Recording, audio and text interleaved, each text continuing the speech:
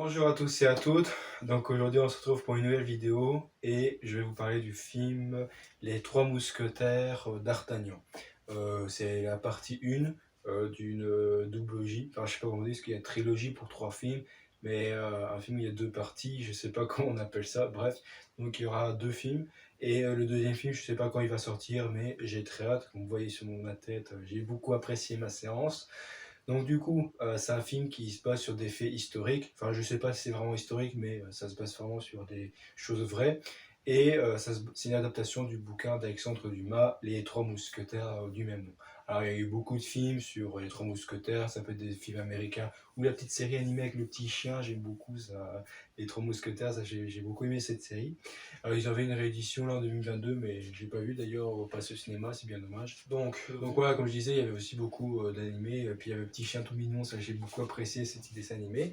Et pour ce faire, j'ai regardé ce film-là, qui est une adaptation du roman, bien sûr. Et il y en a beaucoup, et moi, en réalité, j'ai pas vu le bouquin, donc je sais pas trop de quoi ça en parle, mais j'avais déjà vu un autre film qui traitait justement de ce sujet-là. Donc ça, je parle plus dans la partie spoil, du coup. Donc là, on se retrouve pour la partie no spoil. À toutes. Alors, on se retrouve pour la partie no spoil. Donc déjà, je résume le film. Donc le film se base en 1627, où la France a connu la paix. Et c'était sous le régime de Louis XIII. Et il y aura le mariage qui va arriver. Sauf que, voilà, on soupçonne qu'une nouvelle guerre va approcher, puisque c'est encore cette époque de la guerre de religion, justement, entre les protestants et catholiques. Et du coup, il y aura le protestant qui est soutenu par l'Angleterre et catholique par le roi de France. Et pour ce faire, le roi est commandité par trois mousquetaires qui vont aller porter secours au roi. Sauf qu'au même moment, il y aura un nouveau personnage qui s'appelle Michel d'Artagnan qui veut être dans l'escorte du roi et ainsi devenir un mousquetaire aussi. Donc du coup, suite à cela, il y aura beaucoup de jeux entre politique et religion qui vont s'amener et enfin, qui va gagner en fin de compte. Alors, comme il y aura une deuxième partie, on se doute que la question n'est pas encore répondue. Hein, donc voilà. Donc c'était un petit résumé, parce que c'est un petit fait historique, c'est ce bouquin d'Alexandre Dumas, etc. Donc là, en partie nos spoil, du coup, voilà. À tout. Donc là, on se retrouve à la partie spoil. Donc si on est dans cette vidéo, c'est que vous avez vu le film ou que vous s'en fichez d'être spoilé.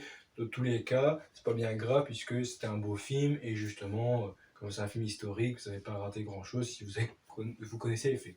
Alors comme je disais au tout début de la vidéo, ça me fait penser à un autre film qui est Princesse de Montpensier, que j'ai vu moult fois, où j'ai étudié en long, large, travers l'œuvre cinématographique et l'œuvre culturelle, donc le livre hein, de...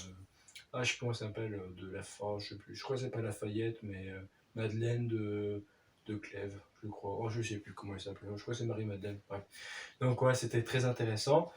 Et pourquoi je pense à ce film-là, c'est parce que comme ça parlait de, justement de guerre de région, pendant que le film démarrait au tout début, je me suis dit, tiens, ça me fait penser un peu à Prince de Montpensier. Et au moins, je pense à ça. Quand il y a le roi qui parle de mariage, il disait, oui, la duchesse de Montpensier, où on va pas repenser à Régent, on n'a pas envie de faire une nouvelle Saint-Barthélemy. Et j'ai dit, ah, c'est marrant, au moment où je pense à ça, eh ben, ils en parlent. Et donc, c'est drôle que, peut-être que, bon, je sais pas à quel moment ça se passait, se déroulait le Prince de Montpensier, peut-être en 1620, 1625, donc ça, j'en sais rien. Mais en tout cas, c'était très intéressant que peut-être que c'est juste à quelques mois là-dessus, parce que après le conflit qu'il y a eu entre les protestants et les catholiques, justement, la France était en paix.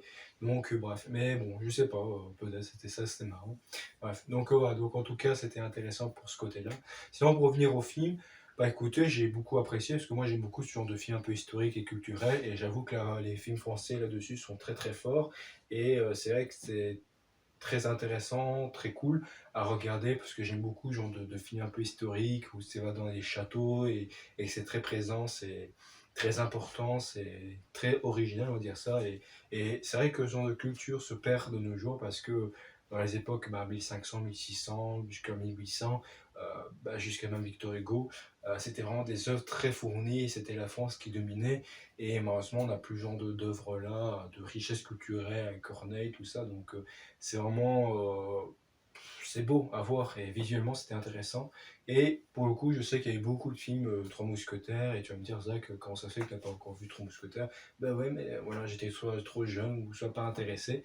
Mais voilà, je dis tiens, un film là-dessus, je dis pourquoi pas, allons-y. En plus, il y aura deux parties, ce qui est original, parce qu'en règle générale, les films qui ont plusieurs parties, c'est toujours des films américains. Et c'est vrai que de nos jours, faire un film en plusieurs parties, c'est rare, puisqu'on a tendance à tout mettre dans un film. Hein, on se rappelle avec, voilà, c'était quoi le film là que j'ai pas aimé oh, bon, c'est pas grave, c'est avec Ant-Man, voilà. Bah, ils auraient aimé faire plusieurs films, mais bon, voilà, c'était tout en un film, bon, bref. Mais c'est vrai que pour le coup, c'était rare de nos jours faire plusieurs parties, hein, parce que généralement, c'était avec des trucs comme Endgame, etc. Et surtout qu'en plus, c'est français. Alors, je sais pas, dernièrement, un film français qui a fait en plusieurs parties, bon, les tuches, on compte pas, mais déjà, c'est que c'est quand même intéressant et rare, il faut le souligner que un film qui a beaucoup de profondeur et une richesse culturelle comme la sienne, franchement, ça promet pour la suite. Et c'est vraiment intéressant et très cool. Et j'ai beaucoup apprécié regarder ma séance et faire ma critique. Parce que, en fait, toute la vidéo, j'ai juste parlé de ce que j'ai vu et pas trop parlé du scénario, parce que ça, j'évite. Hein, parce que maintenant, je parle plus en profondeur de ce que je vois. Mais franchement, ce qui m'a beaucoup marqué, c'est la direction artistique, c'est bah, les décors, alors, bon, les musiques, franchement, on est vraiment dans l'ambiance. Bah, comme un peu comme Précisément Pensé, comme je disais, c'est vraiment les châteaux, enfin, les dunes de sable, la forêt, etc. Mais aussi comme Précisément Pensé, tu as toujours ce petit moment de comédie. Hein. Bon, là, c'était un peu l'escorte royale, mais aussi, tu avais les petites fêtes avec le bal masqué où tu as tout, un peu comme voilà, je sais plus c'est quoi l'œuvre, mais le jeu du dé au hasard, enfin le jeu de l'amour et du hasard du Figaro, le mariage de Figaro justement, où c'est jeu de regard, de tromperie, etc. Donc c'est marrant que c'est bien de se plonger dans ces époques-là parce qu'on voit que dans les années 1600, c'était toujours une époque de tromperie, de sagesse, des trucs comme ça. Donc c'est vraiment très intéressant. Qu'on a plus trop ça maintenant, qui est très bien parce que ce serait chiant d'être avec des gens qui te trompent, etc. Mais d'un autre côté, ça perd un peu de charme parce que bon, on n'a plus cette richesse culturelle où les gens étaient vraiment bien vêtus, bien polis, et qu'il y avait une richesse aussi au niveau de la langue et de la parlotte.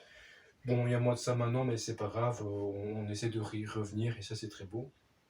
Et donc, pour revenir au film, bah voilà, comme j'avais dit, c'était c'était vraiment un chouette film, j'ai beaucoup apprécié, suivre les personnages et tout, et c'était vraiment très intéressant. Voilà, bon, je connais pas trop l'œuvre de base, donc je sais pas trop quoi dire, mais c'était marrant bah, quand il y a le Michel d'Artagnan qui va pour poursuivre quelqu'un, qui à chaque fois qu'il bouscule quelqu'un, bah, sans le vouloir, il embête quelqu'un et cette personne veut l'amener au combat d'escrime, et après quand il rejoint la personne, etc., et que ils sont tous là en file et que t'as le mec qui dit ouais j'ai ramené deux témoins pour te voir mourir et que ces deux autres témoins c'est des deux autres personnes que Michel Artagnan a bousculé et en fait on apprend que c'était des mousquetaires et ça j'ai bien apprécié. Et aussi la relation entre bah, d'Artagnan et Constance qui est vraiment très très fort et très adorable et c'est vrai qu'à la fin comment ça se passe c'était très triste donc hâte de voir la suite et je suis content qu'ils font plusieurs parties parce que s'ils ont dû tout condenser en un film comme la plupart des autres films qu'ils font, bah ça perdait en saveur et ça allait peut-être trop vite.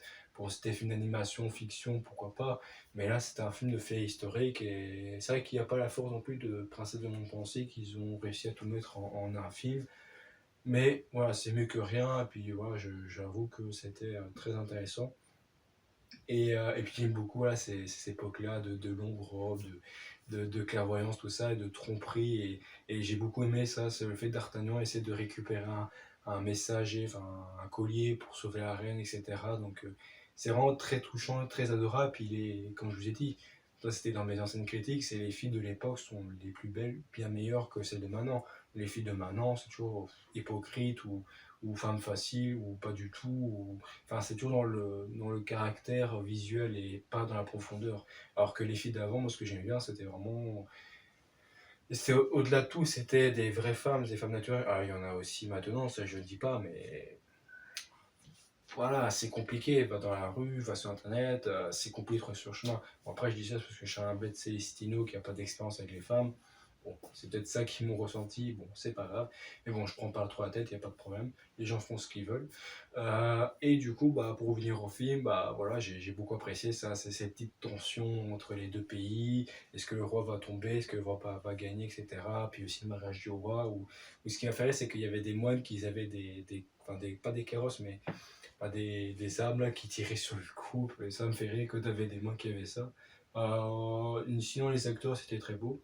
Et aussi, pour parler de brasser mon pensée, des éléments, ça me hante ce film.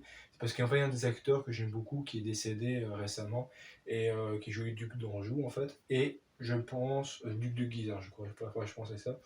Et cet acteur-là, justement, si il n'avait pas été mort, à mon avis, il aurait pu jouer soit Michel d'Artagnan ou un des, peut-être celui qui faisait le rôle de Vincent Cassel, là, un des autres mousquetaires, parce qu'il y a vraiment la carrure et l'esprit héroïque pour jouer dedans. Alors c'est vrai que tous les autres acteurs qui ne jouent plus dans ce film-là, peut-être parce qu'ils sont peut-être plus jeunes, peut-être qu'ils sont peut-être plus intéressés, mais bon, c'est un peu dommage, parce qu'il y avait un acteur que j'aime beaucoup qui jouait Luc de Chabannes, voilà, comte de Chabannes justement, et que lui, il est... Moi, je sais plus comment il s'appelle cette personne, mais c'est un acteur que j'aime beaucoup, qui a joué aussi dans Matrix, justement. Et c'est vrai que bon, je ne le vois pas voir dans Les Trois Mousquetaires, c'est marrant, peut-être qu'il sera dans le 2, peut-être, bon, on verra. En tout cas, ce que j'ai bien apprécié, puis aussi, bah voilà, quand il y a un mousquetaire qui se fait prendre et qui va s'emprisonner, toutes ces autres recherches de quête pour se sauver, etc., et que tous cette ironie, enfin, je sais pas comment dire, ce décalage humoristique où t'as D'Artagnan qui comprend pas ce qui se passe et que t'as un des mousquetaires qui va jusqu'à briser les mains de sa victime pour le faire parler, et t'as un autre mousquetaire qui dit à D'Artagnan, bah écoute, voilà, il est en train de faire parler et tout, puis le mec il dit, mais qu'est-ce qu'il fait là, c'est pas trop violent, bah justement il le fait parler, et puis il dit, ouais, mais il peut pas faire autrement que de la torture, moi j'aime pas la torture, puis il disait, bah oui, personne aime la torture, sinon on parlerait pas, quoi. Et ils sont en décalage d'humour, c'était marrant. Puis aussi le mec en question, ce que je savais pas, c'est qu'un des mousquetaires était bi, en fait, parce qu'à un moment, quand il y a D'Artagnan qui rentre dans le rôle des mousquetaires, t'as Arthos qui disait oui, oh non, c'était Pathos, je sais plus quoi il disait, pas Arthos, non, non, Warcraft, et ben il disait oui, voilà, je t'aide et tout, puis t'as un des mousquetaires qui dit oui, fais attention à pas te faire enrouler avec lui, parce que sinon c'est souvent dans le lit. Et justement, tu vois une scène où tu vois le mec qui était avec une femme sur le lit et un homme sur le lit aussi. Mais c'était marrant que je savais pas qu'il était bi, donc pourquoi pas.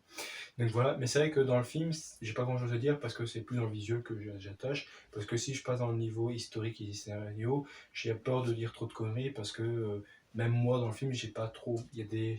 Même moi, j'ai pas trop compris en fait. Oui, j'ai compris le fil directeur, mais quand on dit le résumé comme ça, c'est un peu trop compliqué parce que bah, il faudrait le revoir plusieurs fois et moi, je me suis mis dans la tête.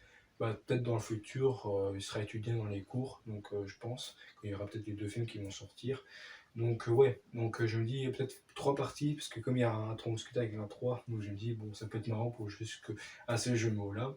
Mais bref, moi je dis c'est que je peux pas trop m'attacher sur le scénario parce que c'est un truc historique, il date sur un roman, donc bon. Là-dessus j'ai pas grand chose à dire, mis à part que j'ai beaucoup apprécié mon visionnage.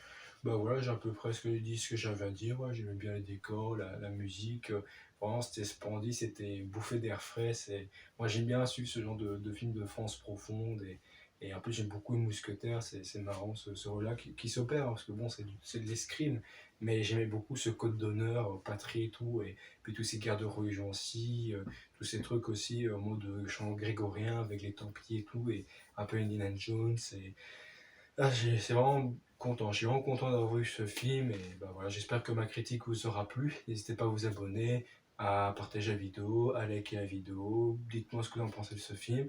Voilà, donc je vous dis à la prochaine, et sur ce, vous regardez des films, et je vous dis au revoir, salut!